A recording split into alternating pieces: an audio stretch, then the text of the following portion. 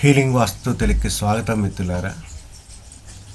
ఈ రోజున నేను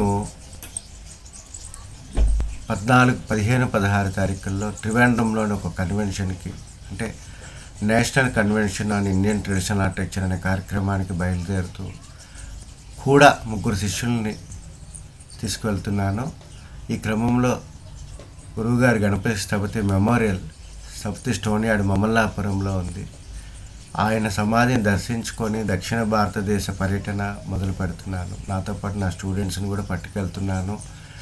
మహా దేవాలయాలని, మాన్యుమెంట్స్ని వాళ్ళకి చూపెట్టుకుంటూ అందులో వాడినటువంటి తత్వాన్ని బోధించుకుంటూ వెళ్ళే క్రమంలో కొంత ఎమోషనల్ అయ్యాను. 2011, 12 సంవత్సరాల్లో నా టీచర్ వచ్చినప్పుడు మాకు బోధన అక్కడ జరిగిందన్నమాట. నాతో పాటు నాకు సపోర్ట్ చేసినటువంటి మిత్రులందరినీ తలుచుకుంటూ, స్థపతి జ్ఞాపకాలను తలుచుకుంటూ, మళ్ళీ అయ్యా నీ దగ్గరికి వచ్చే భాగ్యం నాకు ఈరోజు కలిగింది. మేము ఎక్కడైతే ధర్మాన్ని నేర్చుకున్నామో అక్కడికి మళ్ళా పుష్కరకాలం పట్టింది. ఈ పుష్కరకాలంలో శ్రీనికుమార్ అనేటటువంటి ఒక వ్యక్తి తెలుగు మాట్లాడే రాష్ట్రాలలో 7 కోట్ల ప్రజలకి నీ పేరుని గణపతి స్థపతి ద్వారా నిర్వచనం అయినటువంటి ఈ యొక్క స్థాపత్య వేద గృహవాస్తుని ముందుకు తీసుకెళ్తున్నానయ్యా. కనీసం ఇప్పుడు వాస్తు కాకుండా స్థాపత్య వేదము ఒకటి ఉన్నది అనేటటువంటిది మా తెలుగు జాతి ప్రజలలో ఉద్భవింపచేశానయ్యా. మనసా వాచ కర్మణ నా 4 పిల్లలతో నాకు తిండి దొరికినా దొరకపోయినా నా భవిష్యత్తు, నా పిల్లల భవిష్యత్తు అగమ్య గోచరం అనిపించినా సరే ఈ ధర్మాన్ని నేను ముందుకు తీసుకెళ్తున్నానయ్యా.